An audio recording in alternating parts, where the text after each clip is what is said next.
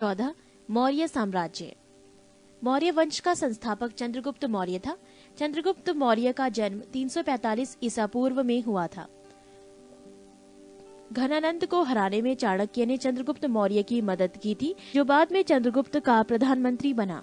चाणक्य कौटिल्य या विष्णुगुप्त द्वारा लिखित पुस्तक है, अर्थशास्त्र है, जिसका संबंध राजनीति से है।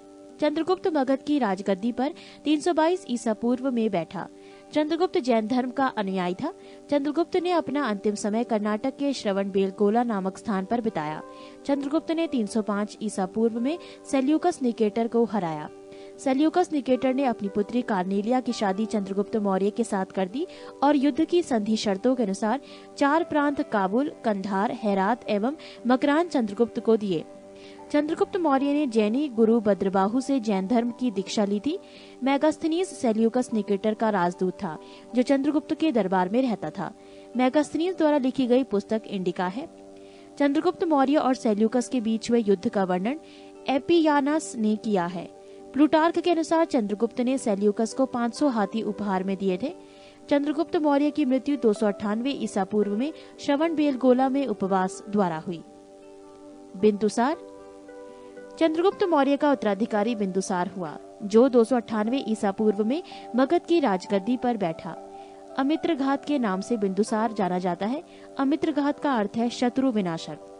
बिंदुसार आजीवक संप्रदाय का अनुयायी था। वायु पुराण में बिंदुसार को भद्रसार या वारिसार कहा गया है। स्ट्रेबो के अनुसार सीरियन नरेश एंटियोकस ने बिंदुसार के दरबार में डाइमेकस नामक राजदूत भेजा। इसे ही मेगास्थनीज का उत्तराधिकारी माना जाता है। जैन ग्रंथों में बिंदुसार को सिंहासन कहा गया है। बिंदुसार के शासनकाल में तक्षशिला में हुए 2 विद्रोहों का वर्णन है। इस विद्रोह को दबाने के लिए बिंदुसार ने पहले सुसीम को और बाद में अशोक को भेजा। एथीनियस के अनुसार बिंदुसार ने सीरिया के शासक एंटियोकोस ने बिंदुसार के दरबार में डाइमेकस नामक राजदूत भेजा। इसे ही मेगास्थनीज का उत्तराधिकारी माना जाता है। जैन ग्रंथों के बिंदुसार को सिंहसेन कहा गया है। बिंदुसार के शासनकाल में तक्षशिला में हुए 2 विद्रोहों का वर्णन है। इस विद्रोह को दबाने के लिए बिंदुसार ने पहले सुसीम को और बाद में अशोक को भेजा। एथीनियस के अनुसार बिंदुसार ने सीरिया के शासक एंटियोकस I से मदिरा, सूखे अंजीर एवं दार्शनिक भेजने की प्रार्थना की थी। बौद्ध विद्वान तारानाथ ने बिंदुसार को 16 राज्यों का विजेता बताया है। अशोक। बिंदुसार का उत्तराधिकारी अशोक महान हुआ, जो 269 ईसा पूर्व में मगध की राजगद्दी पर बैठा। राजगद्दी पर बैठने के समय अशोक अवंती का राज्यपाल था। मास्की एवं गुर्जरा अभिलेख में अशोक का नाम अशोक मिलता है। पृष्ठ 17। पुराणों में अशोक को अशोकवर्धन कहा गया है। अशोक ने अपने अभिषेक के 8वें वर्ष लगभग 261 ईसा पूर्व में कलिंग पर आक्रमण किया और कलिंग की राजधानी तोसली पर अधिकार कर लिया।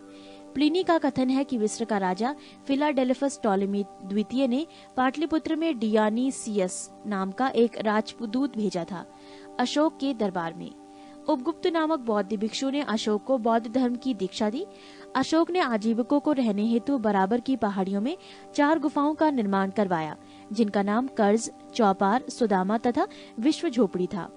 नोट: अशोक के पौत्र दशरथ ने आजीविकों को नागार्जुन गुफा प्रदान की थी। अशोक की माता का नाम सुभद्रांगी था। अशोक ने बौद्ध धर्म के प्रचार के लिए अपने पुत्र महेंद्र एवं पुत्री संघमित्रा को श्रीलंका भेजा। भारत में शिलालेख का प्रचलन सर्वप्रथम अशोक ने किया। अशोक के शिलालेखों में ब्राह्मी, खरोष्टी, ग्रीक एवं अरमाइक लिपि का प्रयोग हुआ है। ग्रीक एवं अरमाइक लिपि का अभिलेख अफगानिस्तान से, खरोष्टी लिपि का अभिलेख उत्तर पश्चिम पाकिस्तान से और शेष भारत से ब्राह्मी लिपि के अभिलेख मिले हैं। अशोक के अभिलेखों को 3 भागों में बांटा जा सकता है: 1 शिलालेख, 2 स्तंभलेख तथा 3 गुहालेख। अशोक के शिलालेख की खोज 1750 ईस्वी में पाद्रेटी फैनथेलर ने की थी। इनकी संख्या 14 है। अशोक के अभिलेख पढ़ने में सबसे पहली सफलता 1837 ईस्वी में जेम्स प्रिसेप को हुई। अशोक के प्रमुख शिलालेख एवं उनमें वर्णित विषय: पहला शिलालेख, इसमें पशु बलि की निंदा की गई है। दूसरा शिलालेख, इसमें अशोक ने मनुष्य एवं पशु दोनों की चिकित्सा व्यवस्था का उल्लेख किया है। तीसरा शिलालेख, इसमें राजकीय अधिकारियों को यह आदेश दिया गया है कि वो हर 5वें वर्ष के उपरांत दौरे पर जाएं। इस शिलालेख में कुछ धार्मिक नियमों का भी उल्लेख किया गया है। चौथा शिलालेख, इस अभिलेख में भेरी घोष की जगह धम्म घोष की जगह घोषणा की गई है।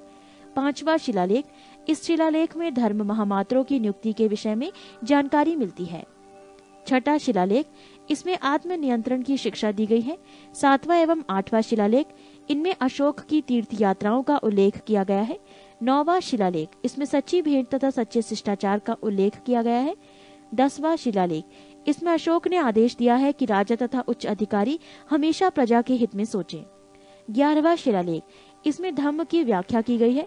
12वां शिलालेख, इसमें स्त्री महामात्रों की नियुक्ति एवं सभी प्रकार के विचारों के सम्मान की बात कही गई है। 13वां शिलालेख, इसमें कलिंग युद्ध का वर्णन एवं अशोक के हृदय परिवर्तन की बात कही गई है। इसी में पड़ोसी राजाओं का वर्णन है। 14वां शिलालेख, अशोक ने जनता को धार्मिक जीवन बिताने के लिए प्रेरित किया। पृष्ठ 18। अशोक के स्तंभ लेखों की संख्या 7 है, जो केवल ब्राह्मी लिपि में लिखी गई है। ये 6 अलग अलग स्थानों से प्राप्त हुआ है। 1. प्रयाग स्तंभ लेख, ये पहले कौशाम्बी में स्थित था। इस स्तंभ लेख को अकबर में इलाहाबाद के किले में स्थापित करवाया। 2. दिल्ली टोपरा, ये स्तंभ लेख फिरोज शाह तुगलक के द्वारा टोपरा में दिल्ली लाया गया। 3. दिल्ली मेरठ, पहले मेरठ में स्थित ये स्तंभ लेख फिरोज शाह द्वारा दिल्ली लाया गया है। 4. रामपुरवा, ये स्तंभ लेख चंपारण बिहार में स्थापित है। इसकी खोज 1872 ईस्वी में कार्लाइल ने की। 5. लौरिया अरेराज, चंपारण बिहार में। 6. लौरिया नंदनगढ़, चंपारण बिहार में। इस स्तंभ पर मोर का चित्र बना है। कौशाम्बी अभिलेख को रानी का अभिलेख कहा जाता है। अशोक का सबसे छोटा स्तंभ लेख रुम्मीदेई है। इसी में लुम्बिनी में धम्म यात्रा के दौरान अशोक द्वारा भू राजस्व की दर घटा देने की घोषणा की गई है। अशोक का 7वां अभिलेख सबसे लंबा है। प्रथम पृथक शिलालेख में ये घोषणा है कि सभी मनुष्य मेरे बच्चे हैं। अशोक का शार ए कुना कंदहार अभिलेख ग्रीक एवं आर्मेयिक भाषाओं में प्राप्त हुआ है। साम्राज्य में मुख्यमंत्री एवं पुरोहित की नियुक्ति के पूर्व इनके चरित्र को काफी जांचा परखा जाता था। इसे उपदह परीक्षण कहा जाता था। सम्राट की सहायता के लिए एक मंत्री परिषद होती थी, जिसमें सदस्यों की संख्या 12, 16 या 20 हुआ करती थी। अर्थशास्त्र में शीर्षस्थ अधिकारियों के रूप में तीर्थ का उल्लेख मिलता है, जिसे महामात्र भी कहा जाता था। इसकी संख्या 18 थी। अर्थशास्त्र में चर जासूस को कहा जाता था। मौर्य प्रांत और राजधानी: उत्तरापथ तक्षशिला, अवंती राष्ट्र उज्जैनी, कलिंग तोसली, दक्षिणापथ सुवर्णागिरी, प्राशी पूर्वी प्रांत पाटलिपुत्र। अशोक के समय मौर्य साम्राज्य में प्रांतों की संख्या 5 थी। प्रांतों को चक्र कहा जाता था। प्रांतों के प्रशासक कुमार या आर्यपुत्र या राष्ट्रिक कहलाते थे। प्रांतों का विभाजन विषय में किया गया था, जो विषयपति के अधीन होते थे। प्रशासन की सबसे छोटी इकाई ग्राम थी, जिसका मुखिया ग्रामीक कहलाता था। प्रशासकों में सबसे छोटा गोप था, जो 10 ग्रामों का शासन संभालता था। मेगास्थनीज के अनुसार नगर का प्रशासन 30 सदस्यों का एक मंडल करता था, जो 6 समितियों में विभाजित था। प्रत्येक समिति में 5 सदस्य होते थे। अर्थशास्त्र में वर्णित तीर्थ: 1 मंत्री प्रधानमंत्री, 2 पुरोहित धर्म एवं दान विभाग का प्रधान, 3 सेनापति सैन्य विभाग का प्रधान, 4 युवराज राजपुत्र, 5 द्वारिक राजकीय द्वार रक्षक, 6 अंतर्वैदिक अंतःपुर का अध्यक्ष, 7 समाहर्ता आर्य का संग्रहकर्ता, 8 सन्निधाता राजकीय कोष का अध्यक्ष, 9 प्रशासता कारागर का अध्यक्ष, 10 प्रदेष्ट्री कमिश्नर, 11 पौर नगर का कोतवाल, 12 व्यवहारिक प्रमुख न्यायाधीश, 13 नायक नगर रक्षा का अध्यक्ष, 14 कर्मांतिक उद्योगों एवं कारखानों का अध्यक्ष, 15 मंत्री परिषद अध्यक्ष, 16 दंडपाल सेना का सामान एकत्र करने वाला, 17 दुर्गपाल दुर्ग रक्षक, 18 अंतपाल सीमावर्ती दुर्ग का रक्षक। पृष्ठ 19। बिक्री कर के रूप में मूल्य का 10वां भाग वसूला जाता था। इसे बचाने वालों को मृत्युदंड दिया जाता था। मेगास्थनीज के अनुसार एग्रीनो मोई मार्ग निर्माण अधिकारी था। जस्टिन के अनुसार चंद्रगुप्त मौर्य की सेना में लगभग 50,000 अश्वारोही सैनिक, 9,000 हाथी एवं 8,000 रथ थे। प्लूटार्क या जस्टिन के अनुसार चंद्रगुप्त ने नंदों की पैदल सेना से 3 गुनी अधिक संख्या में अर्थात 60,000 आदमियों को लेकर संपूर्ण उत्तर भारत को रौंद डाला था। प्रशासनिक समिति एवं उसके कार्य: समिति और कार्य: प्रथम समिति कार्य उद्योग एवं शिल्प कार्य का निरीक्षण, द्वितीय समिति विदेशियों की देखरेख, तृतीय समिति जन्म मरण का विवरण रखना, चतुर्थ व्यापार एवं वाणिज्य की देखभाल। पंचम, निम्रित वस्तुओं के विक्रय का निरीक्षण। षष्ठ, बिक्री कर वसूल करना। युद्ध क्षेत्र में सेना का नेतृत्व करने वाला अधिकारी नायक कहलाता था। सैन्य विभाग का सबसे बड़ा अधिकारी सेनापति होता था। मेगास्थनीज के अनुसार मौर्य सेना का रखरखाव 5 सदस्यीय 6 समितियां करती थी। मौर्य प्रशासन ने गुप्तचर विभाग महामात्य सर्प नामक अमात्य के अधीन था। अर्थशास्त्र में गुप्तचर को गूढ़ पुरुष कहा गया है तथा एक ही स्थान पर रहकर कार्य करने वाले गुप्तचर को संस्था कहा जाता था। एक स्थान से दूसरे स्थान पर भ्रमण करके कार्य करने वाले गुप्तचर को संचार कहा जाता था। अशोक के समय जनपदीय न्यायालय के न्यायाधीश को राजुक कहा जाता था। सरकारी भूमि को सीता भूमि कहा जाता था। बिना वर्षा के अच्छी खेती होने वाली को अदैव मात्रक कहा जाता था। मेगास्थनीज ने भारतीय समाज को 7 वर्गों में विभाजित किया है। 1 दार्शनिक, 2 किसान, 3 अहीर, 4 कारीगर, 5 सैनिक, 6 निरीक्षक एवं 7 सभासद। स्वतंत्र वैश्यावृत्ति को अपनाने वाली महिला रूपा जीवा कहलाती थी। नंद वंश के विनाश करने में चंद्रगुप्त मौर्य ने कश्मीर के राजा प्रवर्तक से सहायता प्राप्त की थी। मौर्य शासन 137 वर्षों तक रहा। मौर्य वंश का अंतिम शासक बृहद्रथ था। इसकी हत्या इसके सेनापति पुष्यमित्र शुंग ने 185 ईसा पूर्व में कर दी और मगध पर शुंग वंश की नींव डाली। 15 ब्राह्मण साम्राज्य। पुष्यमित्र शुंग, जिसने मगध पर शुंग वंश की नींव डाली, ब्राह्मण जाति का था। शुंग शासकों ने अपनी राजधानी विदिशा में स्थापित की। इंडो यूनानी शासक मिनांडर को पुष्यमित्र शुंग ने पराजित किया। पुष्यमित्र शुंग ने 2 बार अश्वमेध यज्ञ किया। इनके लिए पतंजलि ने अश्वमेध यज्ञ कराए। भरहुत स्तूप का निर्माण पुष्यमित्र शुंग ने करवाया। शुंग वंश का अंतिम शासक देवभूति था। इसकी हत्या 73 ईसा पूर्व में वासुदेव ने कर दी और मगध की गद्दी पर कण्व वंश की स्थापना की। कण्व वंश का अंतिम राजा सुशर्मा हुआ। शिमुक ने 60 ईसा पूर्व में सुशर्मा की हत्या कर दी और सातवाहन वंश की स्थापना की। सातवाहन आंध्र वंश शासकों ने अपनी राजधानी प्रतिष्ठान में स्थापना की। प्रतिष्ठान आंध्र प्रदेश के औरंगाबाद जिले में है। पृष्ठ 20। सातवाहन वंश के प्रमुख शासक थे सिमुक, शातकर्णी, गौतमीपुत्र शातकर्णी, वशिष्ठिपुत्र पल्लूमावी तथा यज्ञश्री शातकर्णी। शातकर्णी ने 2 अश्वमेध तथा 1 राजसूय यज्ञ किया। सातवाहन शासकों के समय के प्रसिद्ध साहित्यकार हाल एवं गुणाढ़ थे। हाल ने गाथा सप्तशतक तथा गुणाढ़ ने बृहत कथा नामक पुस्तकों की रचना की।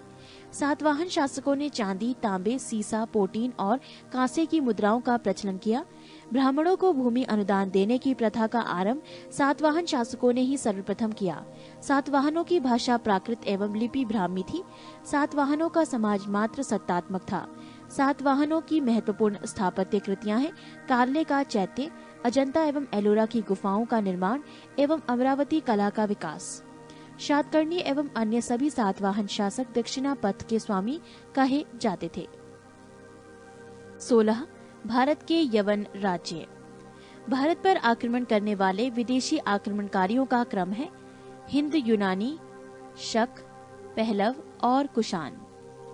सेल्यूकस के द्वारा स्थापित पश्चिमी तथा मध्य एशिया के विशाल साम्राज्य को इसके उत्तराधिकारी एंटिओकस प्रथम ने अक्षुण्ण बनाए रखा। एंटिओकस द्वितीय के शासनकाल में विद्रोह के फलस्वरूप उसके अनेक प्रांत स्वतंत्र हो गए। बैक्ट्रिया के विद्रोह का नेतृत्व डियोडोटस प्रथम ने किया था। बैक्ट्रिया पर डियोडोटस प्रथम के साथ इन राजाओं ने क्रमशः शासन किया। डियोडोटस द्वितीय, यूथिडेमस, डेमेट्रियस प्रथम के साथ इन राजाओं ने क्रमशः शासन किया। डियोडोटस द्वितीय, यूथिडेमस, डेमेट्रियस, मिनेंडर, यूक्रेटाइटस, एंटीआलकीडस तथा हर्मिक्स। भारत पर सबसे पहले आक्रमण बैक्ट्रिया के शासन डेमेट्रियस ने किया। इसने 190 ईसा पूर्व में भारत पर आक्रमण कर अफगानिस्तान, पंजाब एवं सिंध के बहुत बड़े भाग पर अधिकार कर लिया। इसने शाकल को अपनी राजधानी बनाया। इसे ही हिंद यूनानी या बैक्ट्रियाई यूनानी कहा गया। हिंद यूनानी शासकों में सबसे अधिक विख्यात मिनांडर 165 से 145 ईसा पूर्व में हुआ। इसकी राजधानी शाकल आधुनिक सियालकोट शिक्षा का प्रमुख केंद्र था। मिनांडर ने नागसेन नागार्जुन से बौद्ध धर्म की दीक्षा ली।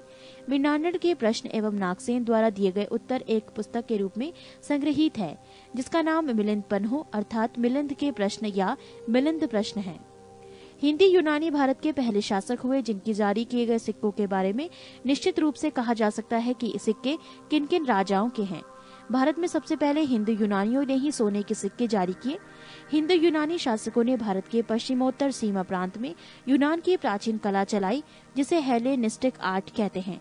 भारत में गंधार कला इसका उत्तम उदाहरण है। 17 शक। यूनानियों के बाद शक आए।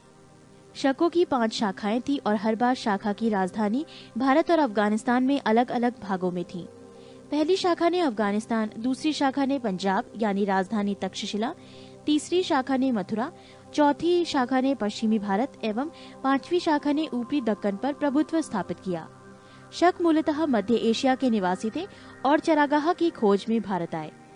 58 ईस्वी पूर्व में उज्जैन के एक स्थानीय राजा ने शकों को पराजित करके बाहर खदेड़ दिया और विक्रमादित्य की उपाधि धारण की। पृष्ठ 21।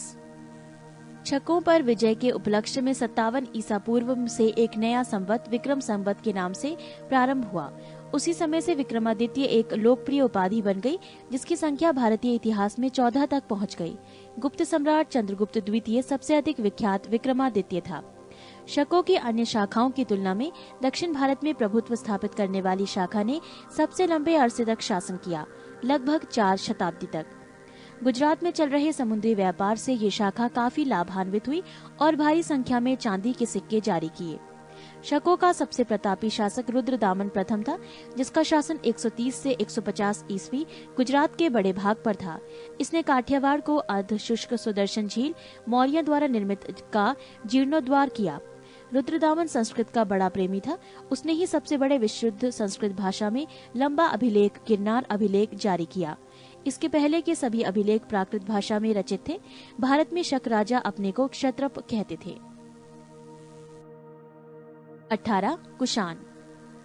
पहलव के बाद कुषाण आए, जो यूची एवं तोखरी भी कहलाते हैं। यूची नामक एक कबीला 5 कुलों में बट गया था। उन्हीं में से एक कुल के थे कुषाण। कुषाण वंश के संस्थापक कुजूल कड़फिसेस था। इस वंश का सबसे प्रतापी राजा कनिष्क था। इनकी राजधानी पुरुषपुर या पेशावर थी। कुषाणों की द्वितीय राजधानी मथुरा थी। कनिष्क ने 78 ईस्वी गद्दी पर बैठने के समय में एक संवत चलाया, जो शक संवत कहलाता है, जिसे भारत सरकार द्वारा प्रयोग में लाया जाता है। बौद्ध धर्म की चौथी बौद्ध संगीति कनिष्क के शासनकाल में कुंडलवन कश्मीर में प्रसिद्ध बौद्ध विद्वान वसुमित्र की अध्यक्षता में हुई। कनिष्क बौद्ध धर्म के महायान संप्रदाय का अनुयायी था। आरंभिक कुषाण शासकों ने भारी संख्या में स्वर्ण मुद्राएं जारी की, जिनकी शुद्धता गुप्त काल की स्वर्ण मुद्राओं से उत्कृष्ट है। कनिष्क का राज्य वैद्य आयुर्वेद का विख्यात विद्वान चरक था, जिसने चरक संहिता की रचना की। महाविभाष सूत्र के रचनाकार वसुमित्र हैं। इसे ही बौद्ध धर्म का विश्वकोश कहा जाता है। कनिष्क के राजकवि अश्वघोष ने बौद्धियों का रामायण बुद्ध चरित्र की रचना की। वसुमित्र, पाशव, नागार्जुन, महाचेत और संघर्षा भी कनिष्क के दरबार की विभूति थे। भारत का आइंस्टीन नागार्जुन को कहा जाता है। इनकी पुस्तक माध्यमिक सूत्र, इस पुस्तक में नागार्जुन ने सापेक्षता का सिद्धांत प्रस्तुत किया था। कनिष्क की मृत्यु 102 ईस्वी में हो गई। कुषाण वंश का अंतिम शासक वासुदेव था। गंधार शैली एवं मथुरा शैली का विकास कनिष्क के शासनकाल में हुआ था। रेशम मार्ग पर नियंत्रण रखने वाले शासकों में सबसे प्रसिद्ध कुषाण थे। नोट: रेशम बनाने का तकनीक का आविष्कार का सबसे पहले चीन में हुआ था। 19 गुप्त साम्राज्य। गुप्त साम्राज्य का उदय 3री शताब्दी के अंत में प्रयाग के निकट कौशाम्बी में हुआ। गुप्त वंश का संस्थापक श्रीगुप्त 240 से 280 ईस्वी था। श्रीगुप्त का उत्तराधिकारी घटोत्कच 280 से 220 ईस्वी में हुआ। गुप्त वंश का प्रथम महान सम्राट चंद्रगुप्त प्रथम था। ये 320 ईस्वी में गद्दी पर बैठा। इसने लिच्छवी राजकुमारी देवी से विवाह किया। इसने महाराज धीराज की उपाधि धारण की। गुप्त संवत 319 से 320 ईस्वी की शुरुआत चंद्रगुप्त प्रथम ने की। पृष्ठ 22। चंद्रगुप्त प्रथम का उत्तराधिकारी समुद्रगुप्त हुआ, जो 335 ईस्वी में राजगद्दी पर बैठा। इसने आर्यव्रत के 9 शासकों और दक्षिणाव्रत के 12 शासकों को पराजित किया। इन्हीं विजयों के कारण इसे भारत का नेपोलियन कहा जाता है। समुद्रगुप्त का दरबारी कवि हरिशेन था, जिसने इलाहाबाद प्रशस्ति लेख की रचना की। समुद्रगुप्त विष्णु का उपासक था। समुद्रगुप्त ने अश्वमेध कर्ता की उपाधि धारण की। समुद्रगुप्त संगीत प्रेमी था, ऐसा अनुमान उसके सिक्कों पर उसे वीणा वादन करते हुए दिखाया जाने से लगाया गया है। समुद्रगुप्त ने विक्रमांक की उपाधि धारण की थी, इसे कविराज भी कहा जाता था। समुद्रगुप्त का उत्तराधिकारी चंद्रगुप्त द्वितीय हुआ, जो 380 ईस्वी में राजगद्दी पर बैठा। चंद्रगुप्त द्वितीय के शासनकाल में चीनी बौद्ध यात्री फाहियान भारत आया। शकों पर विजय के उपलक्ष्य में चंद्रगुप्त द्वितीय ने चांदी के सिक्के चलाए। चंद्रगुप्त द्वितीय का उत्तराधिकारी कुमारगुप्त प्रथम या गोविंद गुप्त 415 ईस्वी से 454 ईस्वी पे हुआ।